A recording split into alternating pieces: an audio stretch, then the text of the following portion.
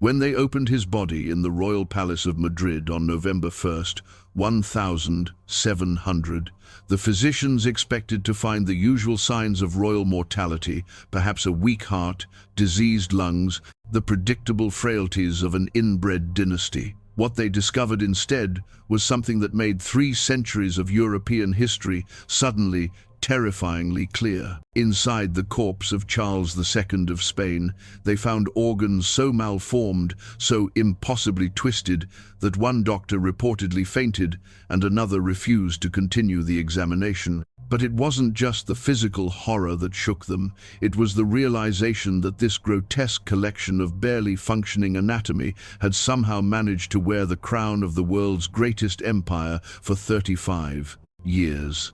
And if you think you already know how this story ends, you're wrong. Because the nightmare hidden within Charles II wasn't just medical, it was the culmination of 2 centuries of deliberate genetic destruction, orchestrated by the most powerful family in Europe with the cold precision of a scientific experiment in human degradation. If you care about what history really hides, hit subscribe now, because the next story we uncover might be one they never wanted told.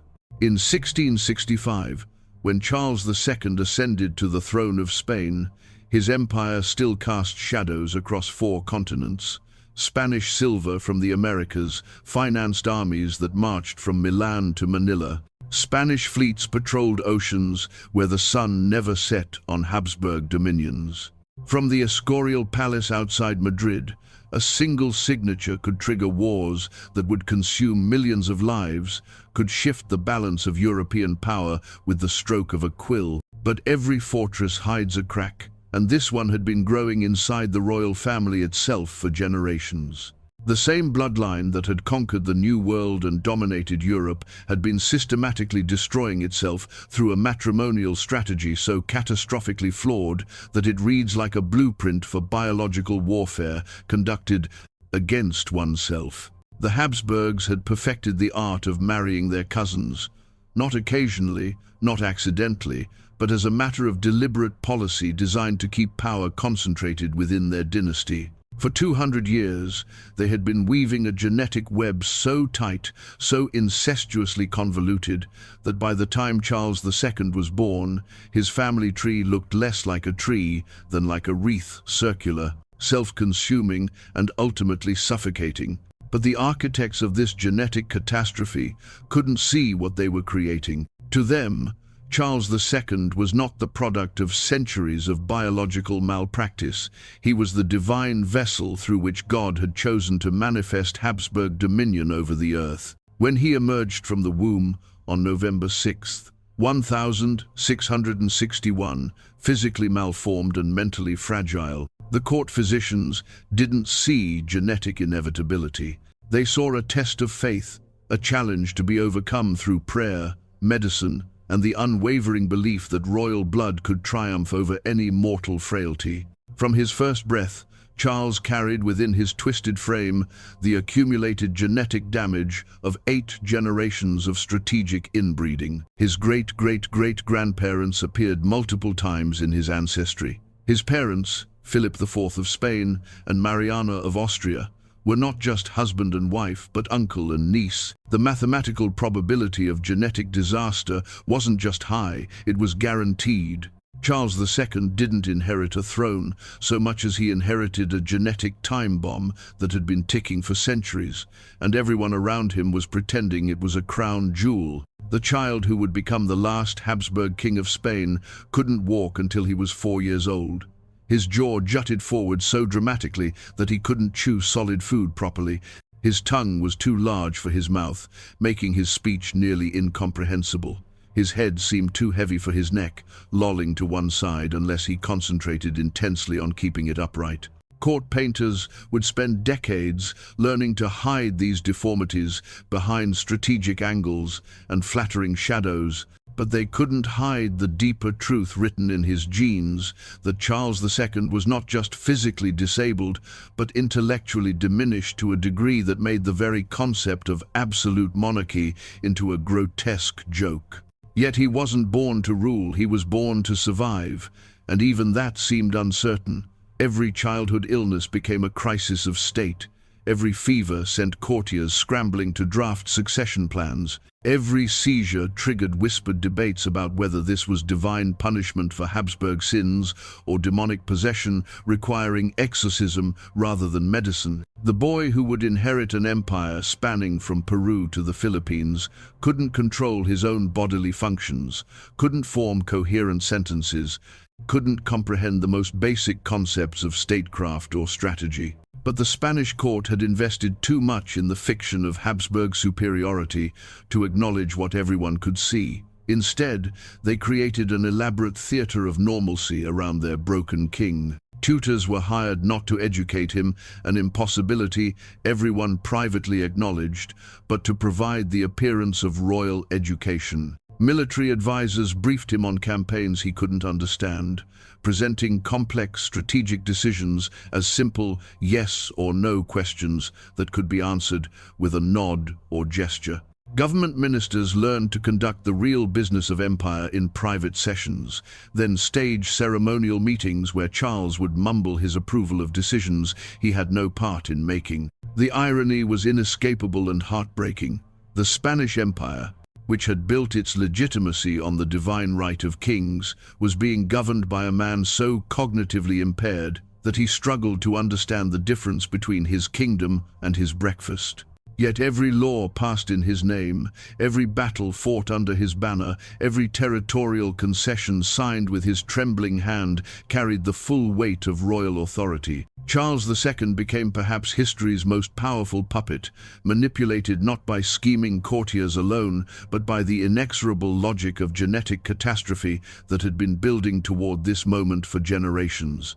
The physical reality of his condition was matched by psychological torment that defied the medical understanding of his era. Charles wasn't just disabled, he was aware enough to know he was disabled, intelligent enough to recognize that others saw him as a grotesque mockery of kingship, but powerless to change any of it. Court records describe him weeping uncontrollably during public ceremonies, not from sadness alone, but from the overwhelming confusion of being expected to perform a role he couldn't understand for people who clearly despised what they saw. His tutors reported that he would sometimes spend hours staring at portraits of his ancestors, the great Habsburg emperors who had conquered continents and commanded armies, then look at his own reflection and begin to scream. The child who inherited the legacy of Charles V and Philip II could barely sign his own name, yet he was supposed to embody the continued greatness of a dynasty that had shaped the course of human history. The Spanish nobility, bound by centuries of protocol and the desperate need to maintain the fiction that their empire remained strong, became unwilling actors in this tragic performance. Dukes, who commanded thousands of soldiers, found themselves carefully coaching their king on how to hold a sword for ceremonial portraits. Grandees who governed vast territories spent their time at court, teaching Charles basic etiquette, how to sit upright during audiences, how to nod at appropriate moments during diplomatic presentations, how to avoid drooling on state documents. But beneath the careful choreography of court life, everyone understood the deeper truth. The Spanish Empire wasn't being ruled by Charles II, it was being consumed by him, or rather by the genetic catastrophe he embodied. Every year of his reign brought fresh evidence that the Habsburg bloodline had finally exhausted its biological viability. His seizures grew more frequent and severe, his physical deformities became more pronounced as he aged. His mental capacity, never substantial, seemed to diminish rather than develop, leaving him increasingly dependent on others for the most basic decisions of daily life, let alone the complex challenges of governing a global empire. The court, physicians, bound by royal protocol to maintain the fiction of the king's health while secretly documenting his deterioration, began to resemble chroniclers of a slow-motion apocalypse. Their private medical notes read like horror stories, descriptions of a human body so genetically damaged that it seemed to be at war with itself. Organs failing in sequence, systems breaking down faster than they could be repaired or compensated for. Yet these same physicians were required to issue public bulletins about the king's robust health, his sharp intellect, his fitness to continue leading Spain into a glorious future that everyone knew was already impossible. The tragedy wasn't just personal, it was civilizational. The Spanish Empire had staked its identity on the myth of Habsburg genetic superiority, on the belief that royal blood carried with it the divine mandate to rule over lesser mortals. Charles II's very existence made that myth unsustainable, yet abandoning it would mean acknowledging that Spain's entire political structure was built on a foundation of lies and self-delusion that had been accumulating for centuries. Ministers learned to govern around their king rather than through him, making decisions in private councils, then staging elaborate ceremonies where Charles would perform the ritual gestures of royal approval. Foreign ambassadors were carefully briefed on how to interpret the king's various grunts and gestures, how to pretend that his incoherent mumbling contained profound wisdom about international affairs. The entire machinery of Spanish government gradually adapted to function despite, rather than because of the man who nominally controlled it. Yet even as the court learned to work around Charles II's limitations, his very presence continued to undermine the legitimacy of everything they were trying to preserve. How do you maintain the dignity of absolute monarchy when the absolute monarch can't maintain the dignity of basic human functions? How do you project imperial strength when your emperor is visibly, undeniably weak? How do you claim divine sanction for your dynasty when God seems to have cursed your bloodline with progressive genetic deterioration? The women who entered Charles II's life paid the highest price for the dynasty's refusal to acknowledge what everyone could see.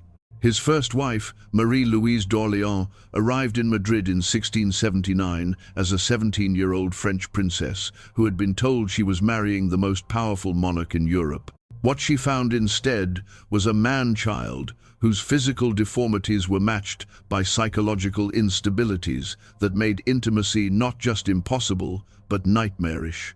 Marie-Louise's letters to her aunt, intercepted and carefully edited by Spanish court censors before being allowed to reach France, reveal a young woman slowly breaking under the weight of performing a marriage that existed only as political theatre.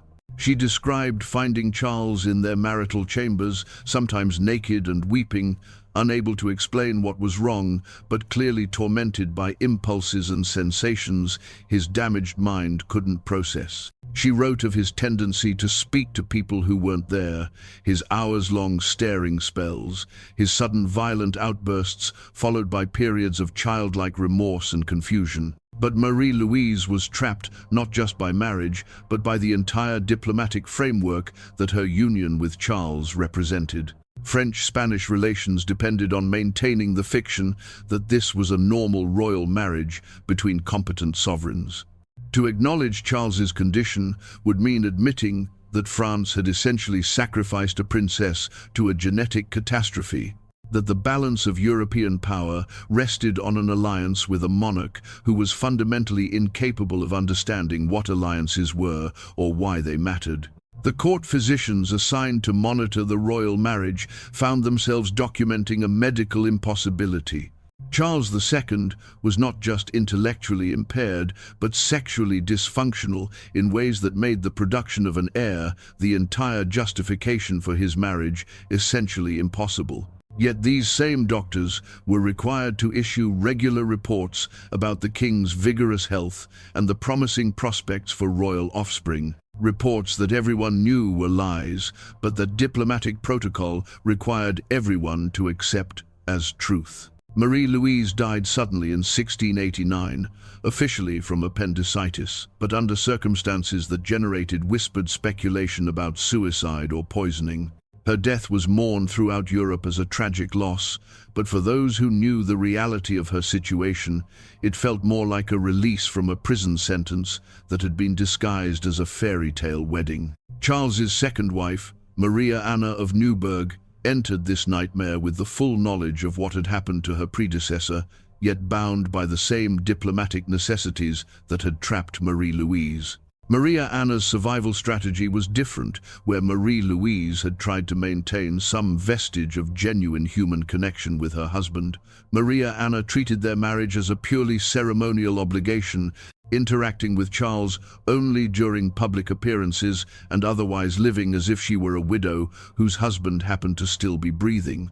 The royal physicians, meanwhile, had evolved into something resembling a secret society of medical conspirators. Dr. Gaspar Bravo de Sobremonte, Charles's primary physician, left behind private journals that read like the notes of a man slowly losing his sanity. Entry after entry described symptoms and behaviors that had no names in 17th-century medicine. The king's apparent hallucinations, his episodes of catatonic staring, his tendency to repeat meaningless phrases for hours, his inability to recognize familiar faces or remember recent conversations. Yet Dr. Bravo was simultaneously required to participate in elaborate medical charades designed to maintain the fiction of royal health. He prescribed treatments he knew were useless for conditions he wasn't allowed to diagnose, administered medicines that couldn't possibly address genetic abnormalities that medical science had no vocabulary to describe. Most grotesquely, he was required to conduct regular examinations of the king's reproductive capacity, issuing carefully worded reports about Charles's fitness for producing heirs when everyone involved knew that the Habsburg bloodline had already produced its final tragic specimen. The Spanish Church, which had built its institutional identity around the divine sanction of Habsburg rule, found itself in an equally impossible position. How do you maintain that God has chosen a particular family to rule when that family's latest representative appears to be a walking argument against divine providence? The solution was to reframe Charles II's obvious disabilities as spiritual tests rather than genetic catastrophes, to transform his suffering into evidence of his holiness rather than his humanity.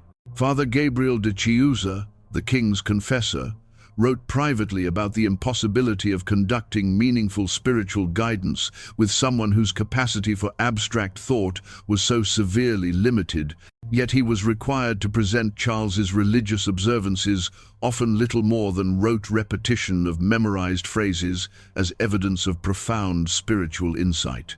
The same church that claimed to care for souls found itself exploiting the spiritual distress of someone fundamentally incapable of understanding what spiritual distress meant. But perhaps the cruelest aspect of the institutional cover-up was how it transformed Charles II's genuine suffering into a performance that served everyone's interests except his own. His seizures became moments of divine ecstasy. His inability to understand complex political situations became wise contemplation. His obvious terror during public ceremonies became the appropriate gravity of kingship. Every genuine expression of pain or confusion was immediately reinterpreted as evidence of the deeper wisdom that supposedly justified his continued rule. The Spanish nobility, bound by centuries of feudal obligation to maintain the fiction of royal competence, became unwitting torturers in this elaborate charade. Dukes and counts who had fought in actual battles found themselves spending their time at court, teaching Charles how to hold a sword without cutting himself, how to sit on a horse without falling off, how to stand upright during the lengthy ceremonial occasions that royal protocol demanded, but his physical condition made nearly impossible. Yet even these accommodations couldn't disguise the fundamental reality that Spain was being governed by a man who couldn't govern himself. Foreign ambassadors learned to conduct the real business of diplomacy with Spanish ministers while staging ceremonial audiences with Charles that resembled visits to an exotic zoo exhibit more than meetings with a head of state. The Venetian ambassador wrote to the Doge about Charles's tendency to giggle inappropriately during serious diplomatic presentations, his habit of attempting to eat the parchment rather than read the documents presented to him, his complete inability to maintain attention for more than a few minutes at a time. The economic cost of maintaining these elaborate deceptions was staggering. The Spanish treasury, already strained by centuries of warfare and colonial administration, found itself funding an increasingly expensive apparatus of concealment. Special furniture had to be designed to prevent Charles from injuring himself during public ceremonies.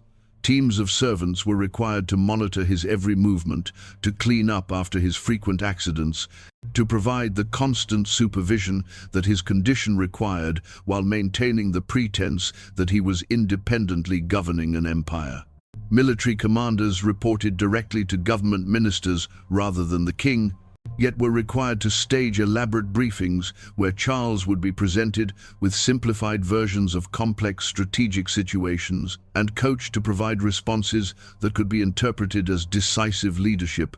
The gap between the reality of Spanish military capabilities and the fiction of royal command grew wider each year, contributing to a series of devastating defeats that weakened Spanish power throughout Europe, while everyone pretended their losses were the result of temporary setbacks rather than fundamental leadership incapacity.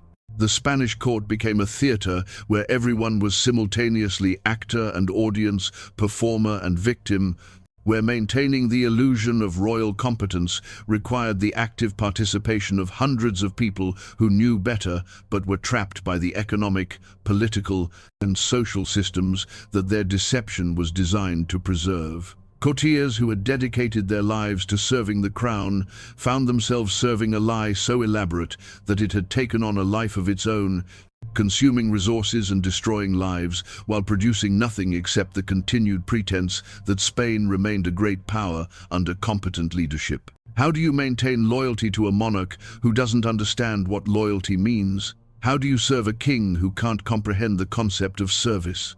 How do you preserve the dignity of institutions when the person who embodies those institutions has been reduced to a tragic parody of human dignity? The Spanish court spent 35 years wrestling with these questions without ever being allowed to acknowledge that they were questions worth asking. The end came not with the dramatic flourish that centuries of Spanish greatness might have suggested, but with the pathetic whimper of a broken man signing away his empire because he lacked the cognitive capacity to understand what he was doing. On October 3rd, 1700, as Charles II lay dying in the Alcazar Palace, French and Austrian diplomats circled his deathbed like vultures, each pressing documents into his trembling hands that would determine the fate of millions of people across 4 continents. Charles signed the papers they gave him because he had spent his entire life signing papers he couldn't read, approving decisions he couldn't comprehend, authorizing actions he would never understand. His final act as king was identical to every other act of his reign, the mechanical performance of royal authority by someone fundamentally incapable of exercising it. With those signatures, he bequeathed the Spanish Empire to Philip of Anjou, a French prince who would become Philip V of Spain, ensuring that the War of Spanish Succession would tear Europe apart for the next 13 years. But the autopsy that followed Charles's death revealed the deeper horror that had been consuming Spain from within. Dr. Juan José Daza and his team of physicians found a body so grotesquely malformed that it resembled a medical textbook illustration of genetic catastrophe more than the remains of a human being. Charles's heart was described as the size of a peppercorn. His lungs were corroded beyond recognition. His intestines were putrefied. Most disturbing of all, his brain, the organ that had supposedly been guiding the Spanish Empire for 35 years, was found to contain not a drop of blood and was described as resembling a withered walnut.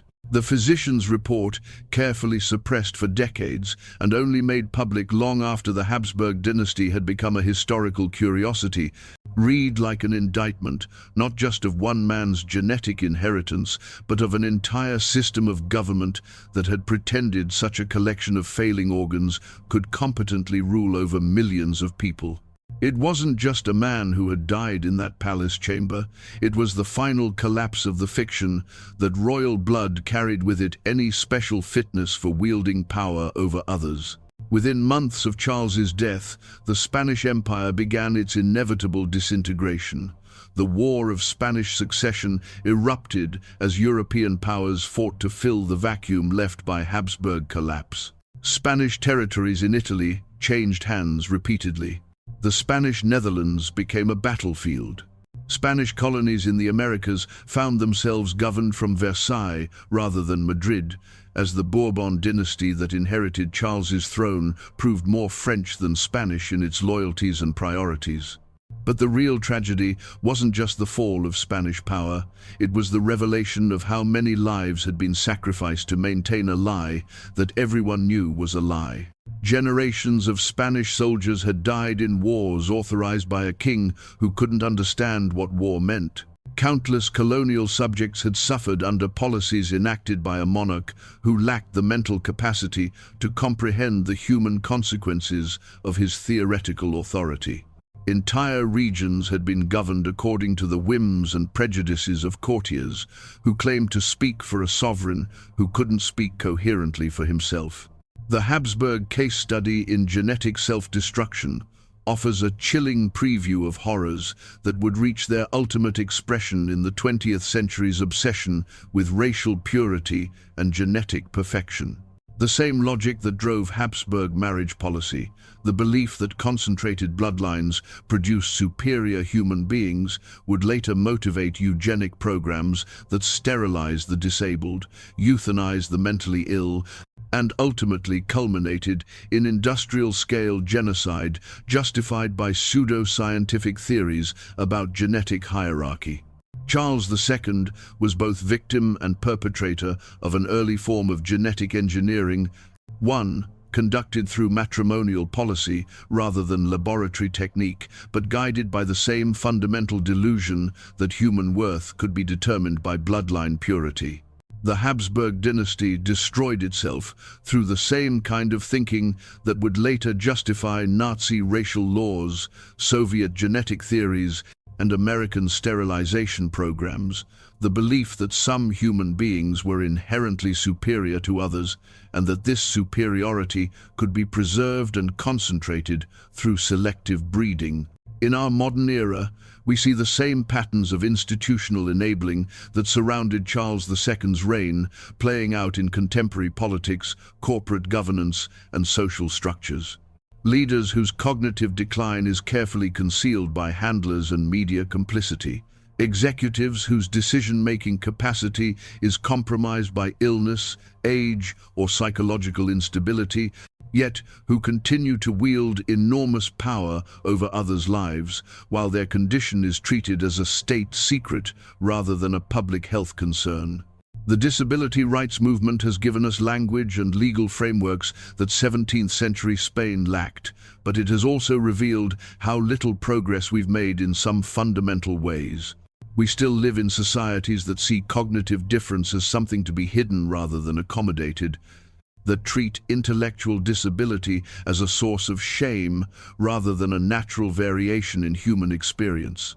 We still structure our institutions around the fiction that leadership requires a kind of mental consistency and clarity that few human beings actually possess, and we still sacrifice the well-being of vulnerable individuals to maintain the comfortable illusions that our systems depend upon. Charles II's story illuminates the terrible human cost of political systems that prioritize institutional stability over individual dignity, that demand the sacrifice of truth for the preservation of power, that transform the most vulnerable among us into props in political theater they cannot control or escape.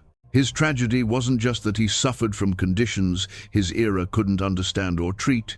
It was that the very nature of his position made his suffering useful to others, made his decline into something that had to be concealed rather than compassionately addressed. The medical establishment's complicity in Charles's case finds its modern parallels in healthcare systems that still prioritize institutional liability over patient advocacy, that still allow political and economic considerations to override therapeutic judgment. The court physicians who chose to enable rather than honestly treat their royal patient were following the same logic that leads contemporary doctors to over-medicate rather than advocate for systemic changes that might address the root causes of their patient's distress. Perhaps most haunting is the way Charles II's story reveals how suffering becomes invisible when it serves the interests of power to remain invisible. His pain, his confusion, his gradual disappearance into the maze of his own damaged consciousness,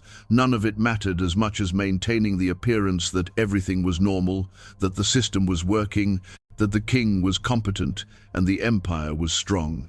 The people who claimed to love him, if we can still call it love when it becomes indistinguishable from exploitation, were forced to become accomplices in his degradation. His wives, his physicians, his advisors, his courtiers, all found themselves trapped in a system that demanded they prioritize the needs of the dynasty over the needs of the human being who wore its crown. This is the nightmare that Charles II was hiding within not just his own genetic catastrophe, but the machinery of concealment that his condition made necessary. The real horror wasn't that a king was disabled, but that his disability became a reason to lie, to exploit, to sacrifice truth and compassion for the sake of political stability that proved, in the end, to be entirely illusory. The Spanish Empire survived Charles II by barely a generation before fragmenting into competing regional powers.